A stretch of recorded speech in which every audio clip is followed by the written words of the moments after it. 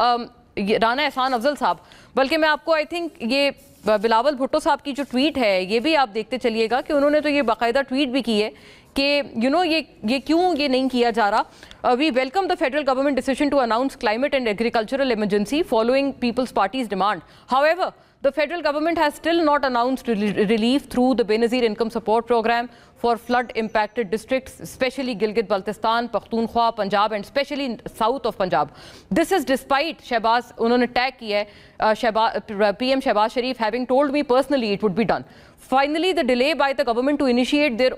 international appeal for assistance through UN mechanisms is beyond comprehension. This is standard practice for disasters of this scale internationally. It was done for the last floods, yani ki 2022 ka hawala hai, when I was foreign minister. Before that, the 2010 floods and 2005 earthquake. یہ اس پہ بتائیے گا کہ یہ کیا معاملہ ہے؟ اب اس پہ تو باقاعدہ سینٹ میں موو بھی کر دیا گیا ہے، تو آپ کی طرف سے تاخیر کی کیا وجہ؟ بسم اللہ الرحمن الرحیم. دیکھیں، اس کے اندر جو گورنمنٹ کا آفیشیل سٹانس ہے وہ تو منسٹری آف کلائمیٹ چینج یا منسٹری آف فارن افیئرز دے گی. میں اپنی رائے آپ کو اس معاملے پہ ضرور دے سکتا ہوں. دیکھیں، پچھلی دفعہ بھی جب ایک ہوتی ہے امیڈیٹ ریلیف جو آپ کو یونائٹڈ نیشن سے ملتی ہے ریگارڈنگ نیشنل کلیمٹی، جس طرح 2022 کے فلڈز تھے، اور پھر ایک ہوتی ہے لانگ ٹرم آپ کے جو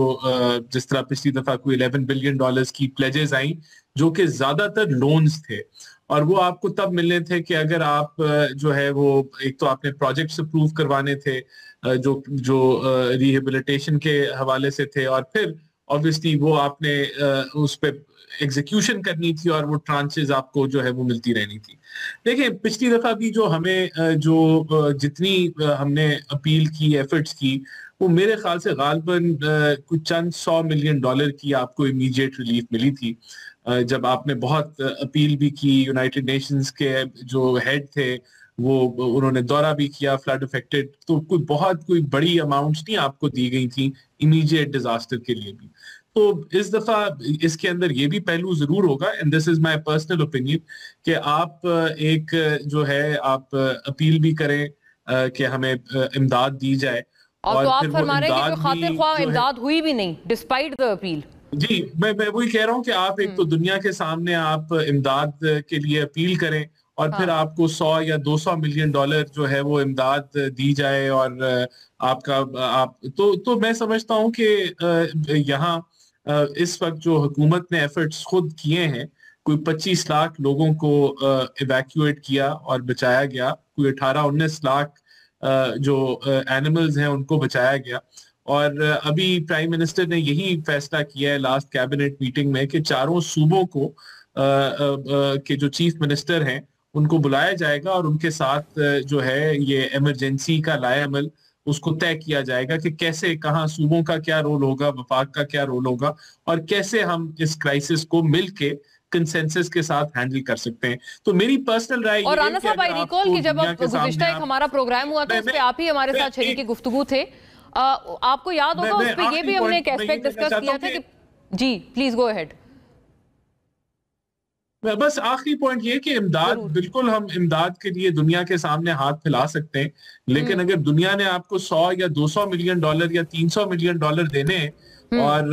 جو ہے وہ اور آپ تو پھر میرے خیال سے اس کے اوپر شاید ہمیں سوچنا چاہیے کہ کیا واقعی وہ امداد کے لیے جب ہم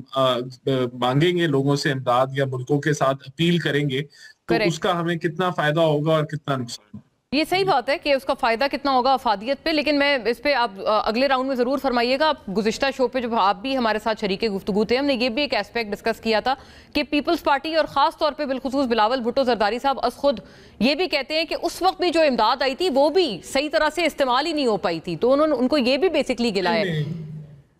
نہیں دیکھیں، یہ گلا جو ہے اگر کوئی ہو سکتا ہے، کوئی مس کمیونیکیشن ہو یا مس انڈرسٹینڈنگ ہو،